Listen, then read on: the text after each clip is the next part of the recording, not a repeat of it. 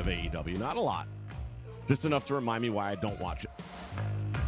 Oh, this is already funny. Just the headline. The list of moves and actions that are now banned from AEW or need to be approved by the company. Maybe that's why Nash is pissed off, because he went for Rock and Austin and not try to duplicate him. Well, it'd be easier to duplicate him. You only have to learn 5 moves. Like you said, and we've all been saying, Tony Khan, you need a hierarchy, and he gets one, and then we make fun of it. Because he's sitting back there talking about the Brock match, and it's finally we had a wrestling match. Finally, we got 2 guys telling a story. They weren't outside in the ring the whole time. One of them Was he not watching the same match as we were? Yeah, those games, man, I would say, like, for me, like, the best ones, I would say, are, like, the ones where they try to get a certain, like, time. This is my entire IT team right here on screen. And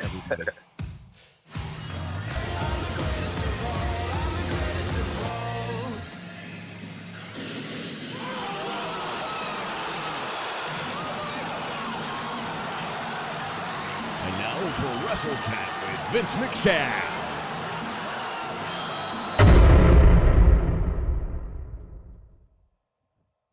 Hey, everybody. Welcome back to WrestleChat. Breaking news. If you have not heard, Rampage Jackson, former UFC superstar, standout MMA star, his son, Raja Jackson, got involved in a California local indie promotion yesterday, and there was a miscommunication of what was going on.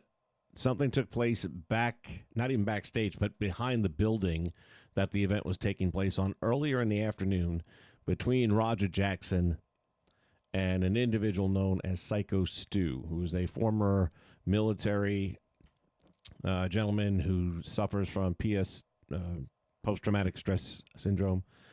And he thought that he was going to be working an angle with Raja Jackson. Therefore, he was setting it up. He saw that, I guess, Rogers was a really popular personality on Kick, and he won't be on Kick anymore. Probably won't have any social media abilities anymore. He's probably going to be facing some serious criminal charges real soon. Now, you're in California, and let's just call it like it is. He's a minority. So the reality is, you're in California and you're a minority, you might actually get away with this. And the other guy is a big white boy. So there's a good chance that he could actually skate. We'll have to wait and see how that plays out. But Chargers are definitely going to be coming in on this one. There is, of course, video. Let me cue this up a little bit here. We'll start with, and this was from the Top 10 Wrestling Show. They put some stuff together here on what took place. Let me cue this up here, and then we'll jump into it. There we go.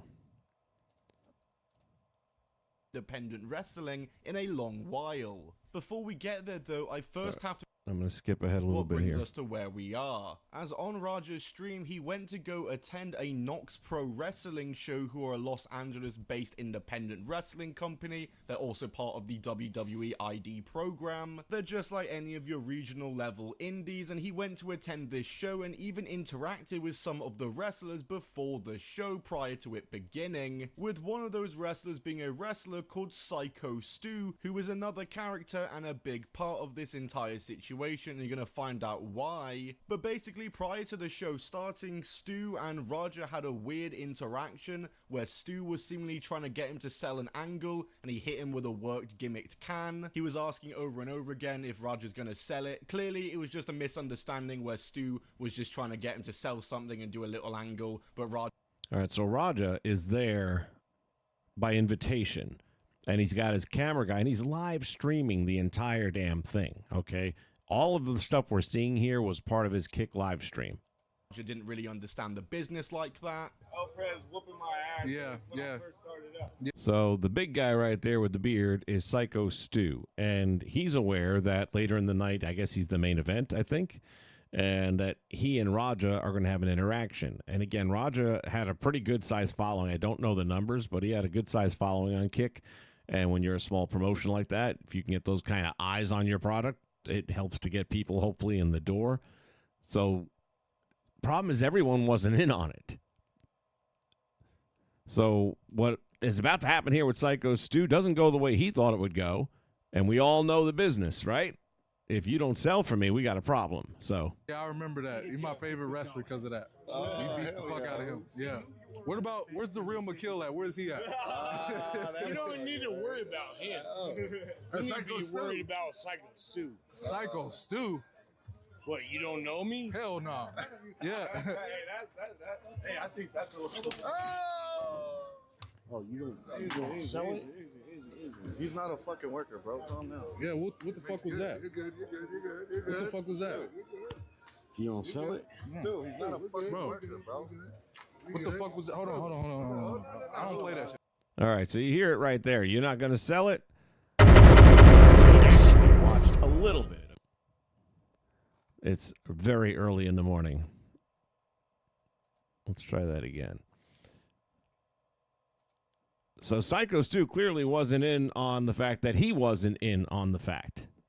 Now we're going to skip over to Rampage Jackson, who watched it live on his son's stream.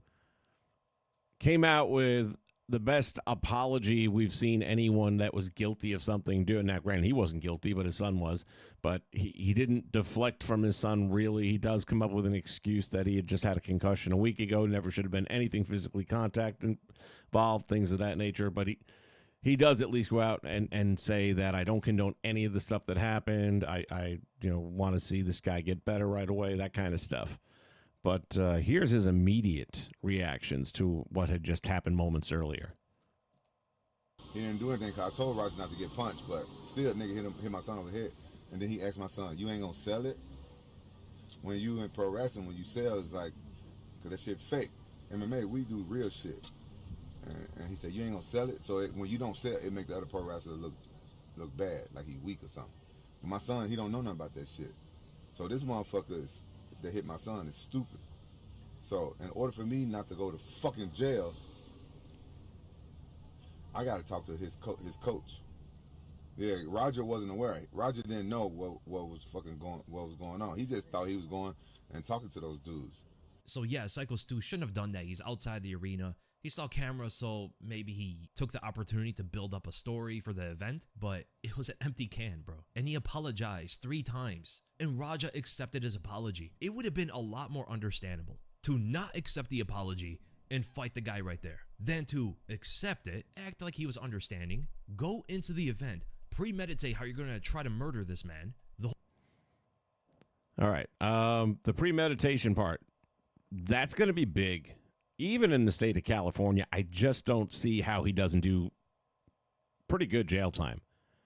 At less than 5 years, I'll be shocked. Well, maybe not. It's California.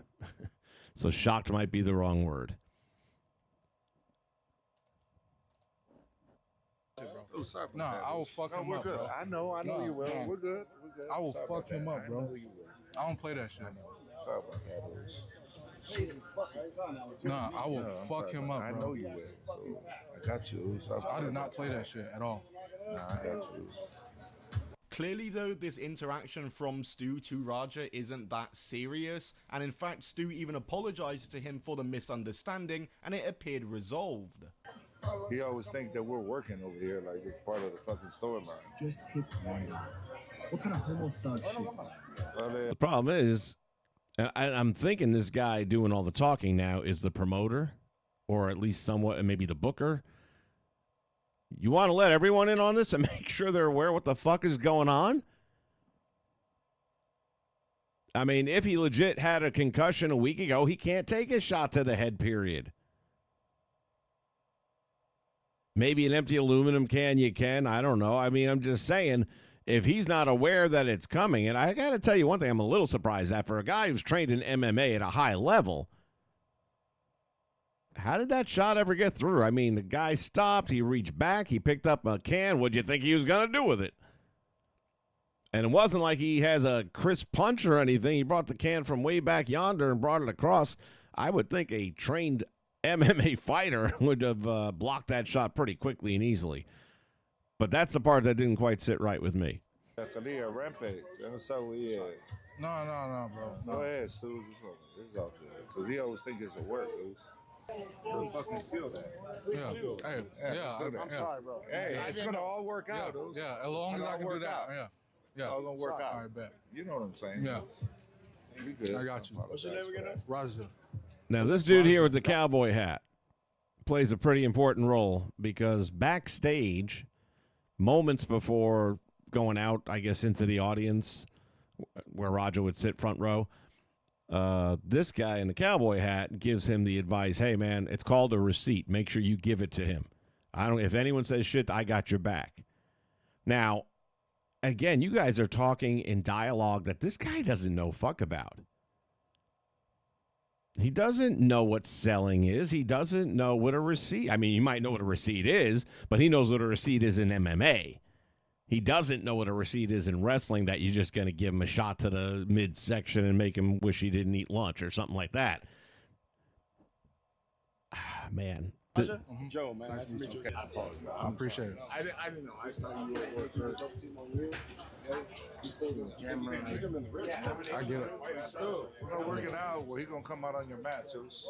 I know you keep thinking we're working. We're always working. I get it. Yeah. I get it now. Now you know what I'm saying, Oz? We're always working.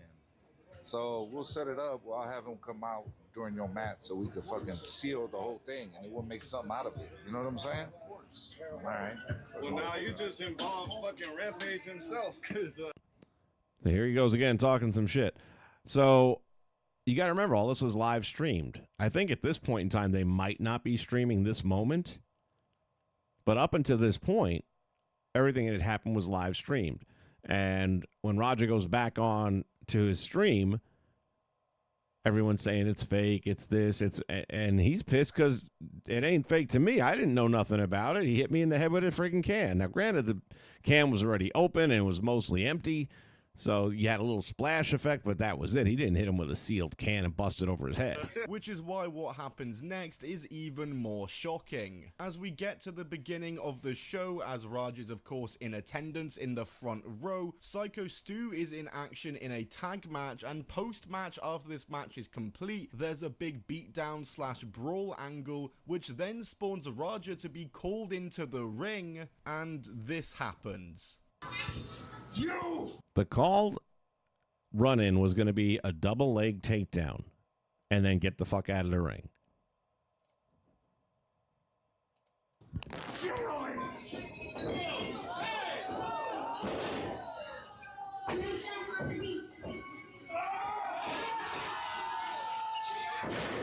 He was out cold right there.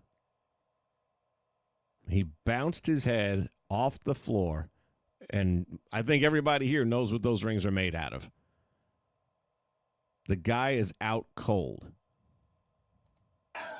Raja would then go on to hit him with dozens of uninterrupted real punches over and over again while Stu is long knocked out. I can't show this on camera, but it's just absolutely disturbing, and he finally gets separated after ages of doing this. I don't know why the guys in the ring weren't urgent enough to try and stop this. And Raja is then dragged out of the venue and kicked out of the show, and all we can ask ourselves is, what the hell happened there? Now, there is full video of what happened. That's not blurred out. And that might be on this other channel here. Let me make sure. The whole wrestling stint is still on. He's supposed to still go in there and participate for a moment, right? He was supposed to go in there and get him in a double leg, land a few fake punches, and get out of there. That was the plan. But instead, with pure snakish deceit, snuck attacked this man by lifting him and slamming him on the ground, knocking him unconscious, and followed up with 20 punches on his unconscious body. That was the worst thing he could have done. If you had a problem with the man for real, you could have just confronted him and fought him for it, right? That would have been more understandable. I'm trying to see how long I get to stay in there for. I don't know how long I get to stay. Tell you guys this. They told me to. So this is him talking to his live stream audience. And this is where the premeditation's going to come from. Hit him and just leave. Somebody will pull me off of him will leave. I'm telling you. I'm going to hit him as many times as I can. Watch. No, they didn't tell me to fake hit him. They said I could hit him for real. Yeah, they allowed me to hit him for real. Again, the cowboy told him to give him a receipt. If anyone gives you shit about it, I'll have your back. If he hits me back for real, I don't give a fuck. I want him to. Roger Jackson was going to go the full extent. Over 20 punches to an unconscious man. A veteran with PTSD, by the way. This man tried to murder him in front of everybody and didn't even care, showed no remorse. Somebody who called him up said, hey man, why'd you do that? You were supposed to double leg him and throw a few fake punches and leave. Not slam the man on his head, knocking him unconscious, and proceeded with an inhumane beating on an unconscious guy. Nobody asked him to do that. Nobody told him to do that. And even if they did, why would he give into it? You know what his answer was to nearly killing the man? My bad. Do people think I'm still a bitch? So dumb.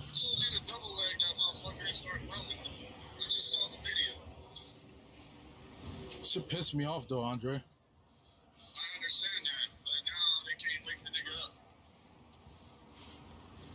He's fucking in the ring, fucking flatline, bro. My bad. You didn't have to do all that shit. I understand y'all had heat. You didn't have to fucking take it. My bad. He's in California, and the cowboy is probably going to keep him out of prison, at least for a long term. He might do a year. The more I'm thinking about this and the more I'm taking the California aspect into it, any other state, 5-year minimum. California, New York, yeah, he's going to get a light sentence, a very light sentence. And the cowboy is the main reason for that. You're going to have a lawyer with a lot of money behind him who is going to come out and explain that that's not his world. He was invited there. Guy hit him with a beer can, didn't know what the fuck's going on. Yeah, they put everything aside. Then this other guy who's a wrestler told him, this is how we do business. You go out there and get a receipt now. He hit you, you hit him, and we'll pull you off. That was the script. Well, I'm hitting him like you told me to. When are you going to pull me off? The full video is available easily enough. If you go on Twitter, you'll find it. Can't show it here. It really is that bad. But, man, nobody came to this guy's aid for a while. 20 punches. That's a lot of punches. It seemed like an eternity. The referee clearly wasn't going to do shit because he knew he'd get his ass kicked. One of the wrestlers that was in the ring knew he was going to get, he's a play fighter. He ain't a real fighter. And he knew he was going to get his ass kicked. He didn't want no part of that. And they're just watching this guy get beat to a pulp until finally somebody gets in there and grabs a hold of Jackson. And I got news for you. He almost got into a scrap with that guy.